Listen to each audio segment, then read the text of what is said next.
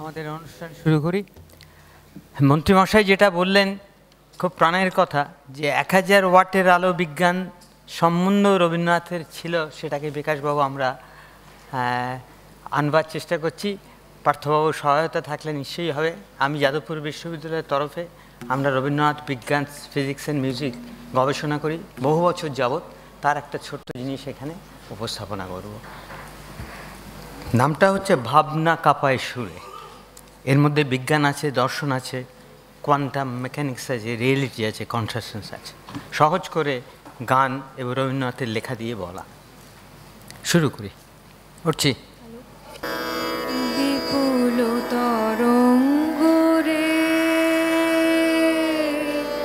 বিপুল তরঙ্গ রে, সব গগন উদ্বেলিয়া মগন করি অতীত অনাগত আলোকে উজ্জ্বল জীবনে চঞ্চল একই আনন্দ তরঙ্গ, বিপুল তরঙ্গ রে, বিপুল তরঙ্গ রে।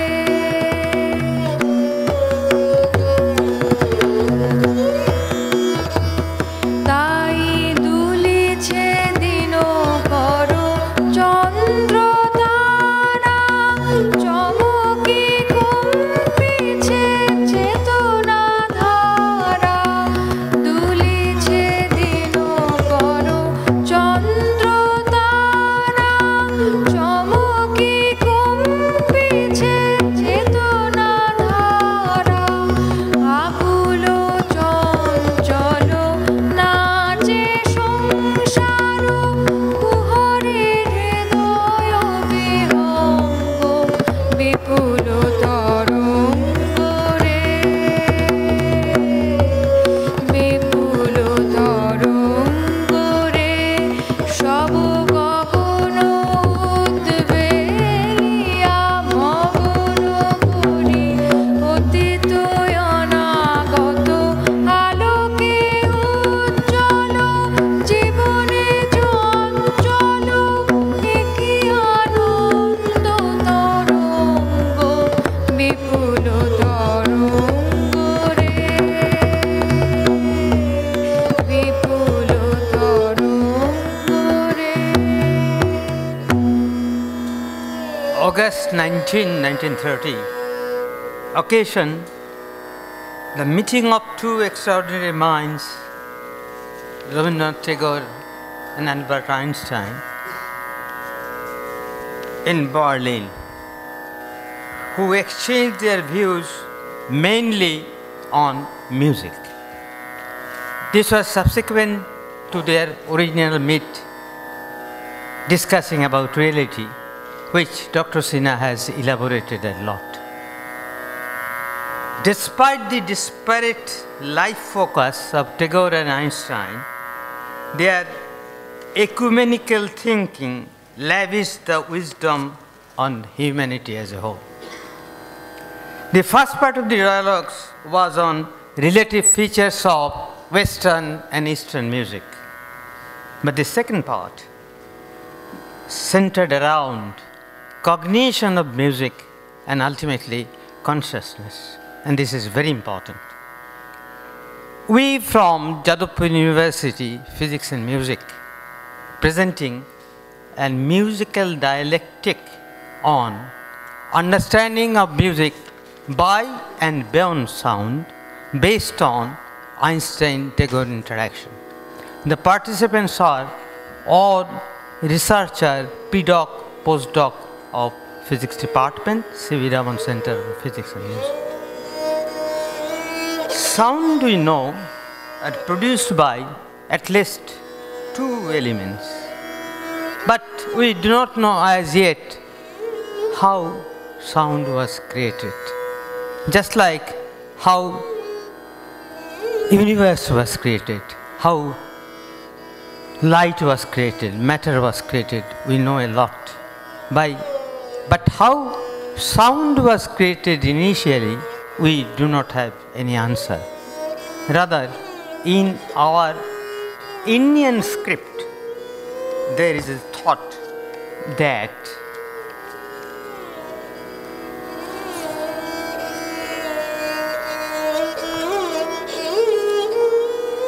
it was described as vibration that filled the uncreated void, featureless, undifferentiated, from which music emerged and embodied as raga. And this was expressed by Rabindranath in his famous song.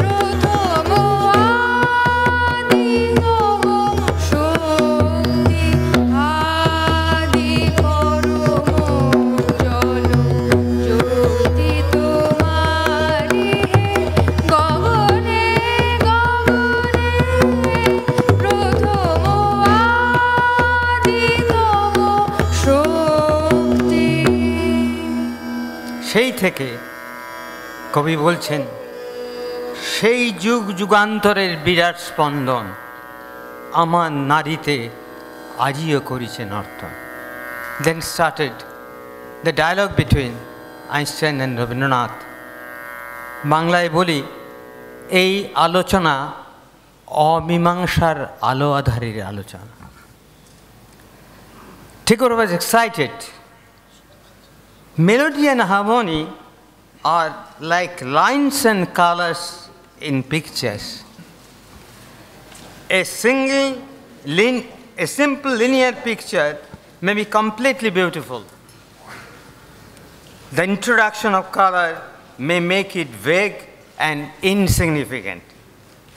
Yet, color may, by combination with lines, create great pictures so long as it does not smother and destroy the other.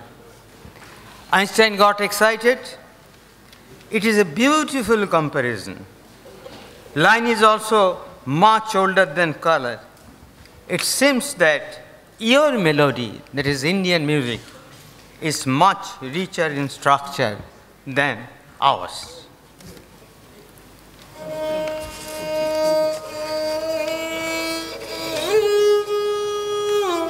It is often said that the art of drawing is the art of omission.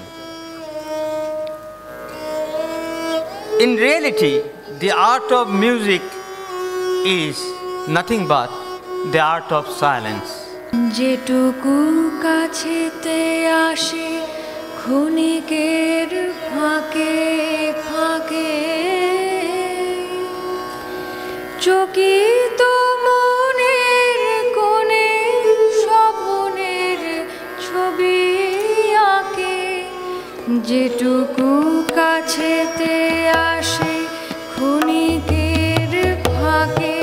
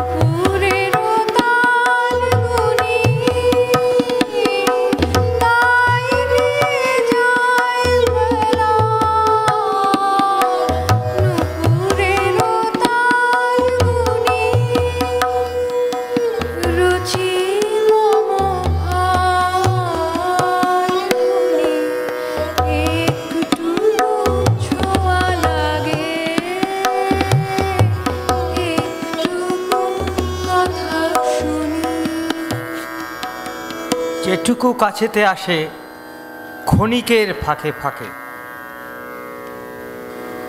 This is nothing but combination of silence and music. Total silence is nothing but perfection. Silence is necessary for the sound to exist. It is the oral canvas for the melody's brush in our three-dimensional or four-dimensional universe. যেটুকু যায় রে দূরে ভাবনা কাঁপায় সুরে. This is in reality one sort of entanglement যোগাযোগ. In physics, this is called quantum entanglement. The concept of entanglement arose from the observation by the physicists that certain particles still appear to move in a connected fashion without any time lag, even after they are separated by large amount of space. And very recently there are shocking experiments, and theorists like David Bohm, their expressions are like this: even mode to consciousness entanglement one can apply with this constant flow of thoughts, feeling, urges, desires, and impulses.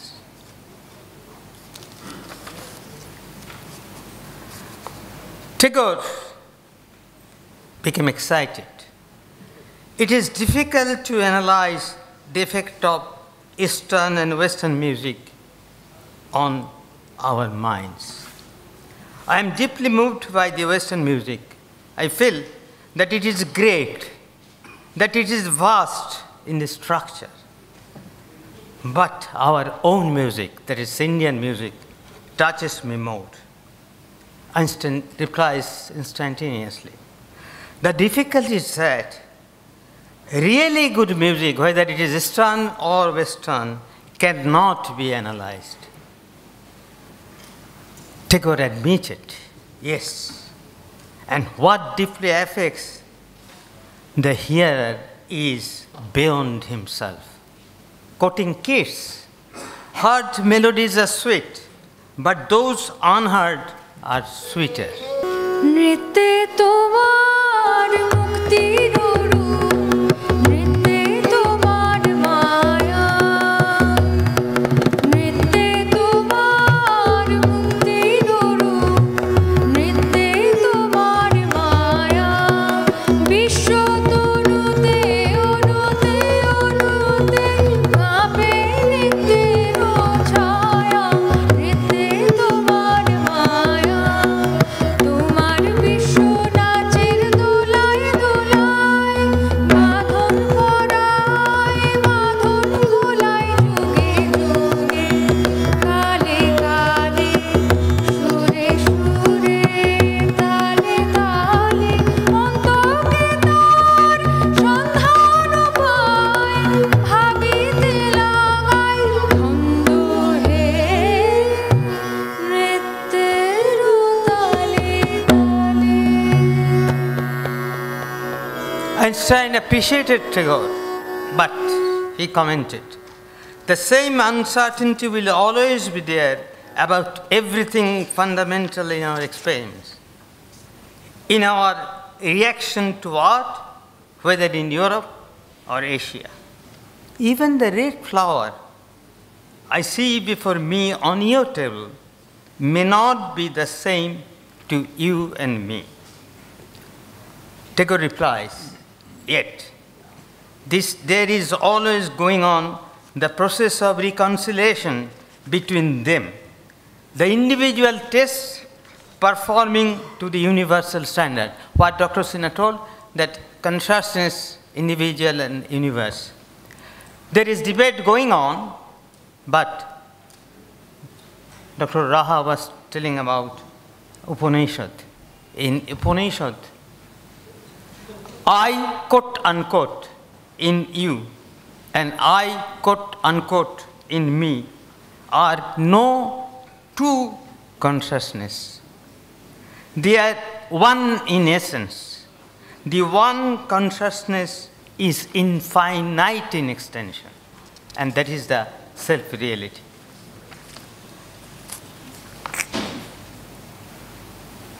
Einstein বলতে চাইছিলেন সত্য মানুষ নিরপেক্ষ। পৃথিবীতে মনুষ্য জন্ম না থাকলেও তা একই রকমের থাকত। রবীন্দ্রনাথ বলছেন এ সত্য মনুষ্য সৃষ্ট, বিজ্ঞানী মানুষের রচনা, সার্বজনীন মানব মানস সুন্দরের তপস্যা ও সৃজন করতে করতে এ সত্য বানিয়ে তোলে, ফলে সুন্দর ও সত্য একাকার হয়ে যায়। বিশ্বজগতের অপার রহস্যময়তাকে অনুভব করতেই তো হয় বিজ্ঞানীকে, তার সঙ্গে প্রেমেও মজতে হয় তাকে। তাছাড়া বিজ্ঞানীর মধ্যে একজন স্রষ্টা থাকে যে সুন্দর তত্ত্ব বানায়, যে তত্ত্ব ওই রহস্যময়তাকে খানিকটা ব্যাখ্যা করতে সাহায্য করে। আমাদের অন্তঃকরণে অন্য একটি মৌল সত্তা রয়েছে।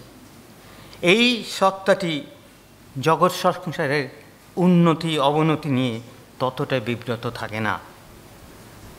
সে জানতে আগ্রহী, রস আস্বাদনে আগ্রহী তার নতুন সৃষ্টিতে। বিজ্ঞানীর ক্ষেত্রে সত্যকে আগে স্থান দেওয়া হয়, সাহিত্যে শিল্পের ক্ষেত্রে সুন্দরকে। কিন্তু আমরা জানি প্রথম গ্রিক দেশে কবিকে বলা হতো সত্যদ্রষ্টা, বিজ্ঞানীকে নয়। একটি বৃত্তায়িত রেখাকে তার চূড়ান্ত যাওয়া হলে হয় কল্পনায়। যখন এই বক্ররেখাটির কোনো প্রস্থ নেই আর তার উপরকার প্রতিটি বিন্দু মধ্যবর্তী একটা কাল্পনিক বিন্দু থেকে নিখুঁতভাবে সমদূরবর্তী, তখনই প্রকৃত বৃত্তের সৃষ্টি, বিজ্ঞানের কথা। প্রকৃত বৃত্তটি সত্য হয়ে ওঠে এবং কি অপার তার সমরূপতা ও সৌন্দর্য। এগুলো রবীন্দ্রনাথের কথা।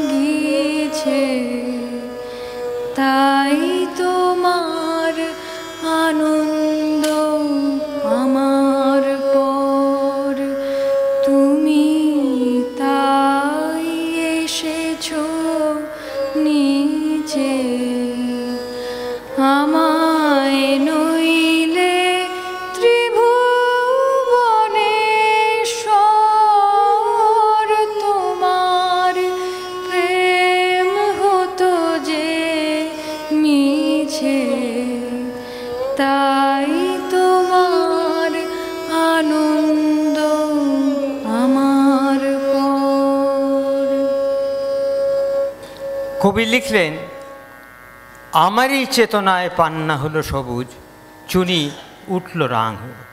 দ্য গ্রেট ম্যাথমেটিশিয়ান হোয়াইটহেড লিখলেন, the mind in apprehending experiences sensation which properly speaking are qualities of the mind alone.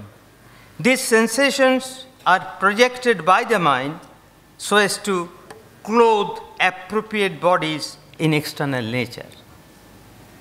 কবি লিখলেন, ইথার কাঁপিতেছে, আমি দেখিতেছি আলো।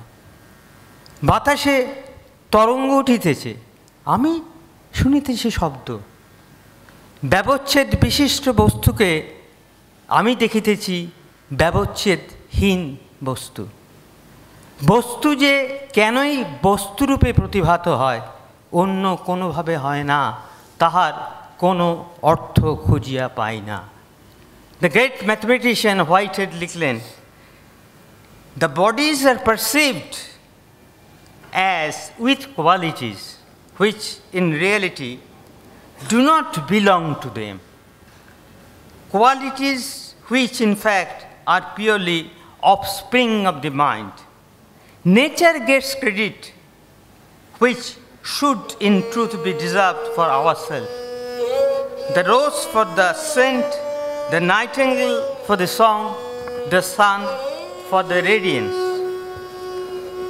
In fact, the poet should give credit to themselves for their lyrics.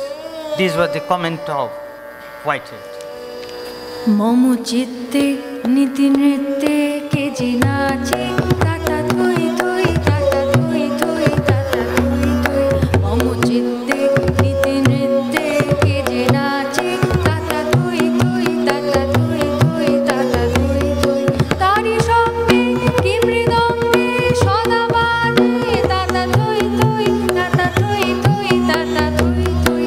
তারি সঙ্গে কি মৃদঙ্গে সদা বাজে, তাতা থই থই, তাতা থই থই, তাতা থই থই। মম চিত্তে নীতি নৃত্যে কে যে নাচে, তাতা থই থই, তাতা থই থই, তাতা থই থই। এই যে আমার সামনে অগণিত তরঙ্গিত সমুদ্র, এই যে অপরিমিত শক্তি, এই যে গগনভেদী পর্বতমালা, এ শুধু মাটি নয়। এ শুধু মাটি বা জল বলিয়া জানিলে সে কি ভয়ানক ব্যর্থতা, কি মহতি বিনষ্টি। নহে নহে এ তাহার প্রকাশ। জগতের সব কিছুই আমার চৈতন্যের দ্বারে দ্বারে সুর বাজাইতেছে, আনন্দের সুর।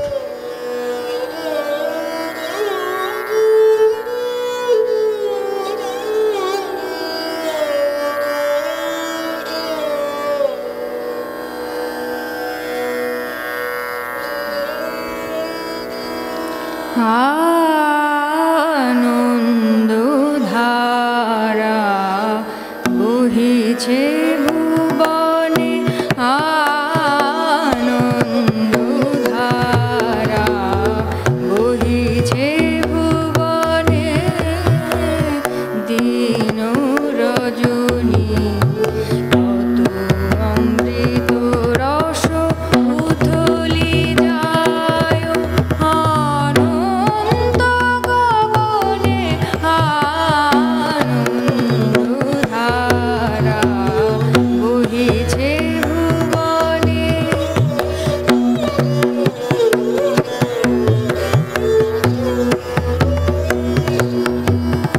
পান করে রবি শশী অঞ্জলি ভরিয়া, সদা দীপ্ত রহে অক্ষয় জ্যোতি। পান করে রবি শশী অঞ্জলি ভরিয়া, সদা দীপ্ত রহে অক্ষয় জ্যোতি। নিত্য পূর্ণ ধরা জীবনে কিরণে, আনন্দ ধারা বহিছে ভুবনে, আনন্দ ধারা বহিছে ভুবনে। শেষ করব একটু অন্য সুরে ছন্দপতন করি। এ এক গণিতজ্ঞ দার্শনিকের লেখা। কি করলে কি হয় এসব জানতে জানতে যাপনের ক্ষেত্রে দক্ষ হতে থাকি। আগুনে আঙুল দিলে পুড়ে যায়, যন্ত্রণা হয়। খিদের মুখে খাবার দিলে স্বস্তি হয়। জমি আবাদ করলে চাষ হয়। সমস্ত বৈজ্ঞানিক পরীক্ষার ফলাফল শেষ বিচার এই মর্মে, যদি পি ঘটানো হয় তাহলে কিউ পাওয়া যায়। এভাবেই টেকনোলজি বাড়ে, ক্লোনিংয়ে ডলি জন্মায়। মোবাইল ফোনে বোতাম টিপে কথা বলি পৃথিবীর অন্য প্রান্তের সাথে। মোটর সাইকেলে বেঁধে হিচড়ে নিয়ে গেলে শরীরে রক্ত ঝরে, বিপুল যন্ত্রণা বোধ হয়। বনাঞ্চল ফুরিয়ে গেলে বাঘিনী লোকালয় গ্রামে ঢোকে এবং প্রাণ ভিক্ষা করে, শেষে নিহত হয়। যে মানুষটি প্রাণ দেবার বিদ্যে পড়েছে সেই প্রাণ নেয়। এর থেকে বেরিয়ে আসার রাস্তা রবীন্দ্রনাথ বলেছেন, যা কিছু জীর্ণ আমার, দীর্ণ আমার,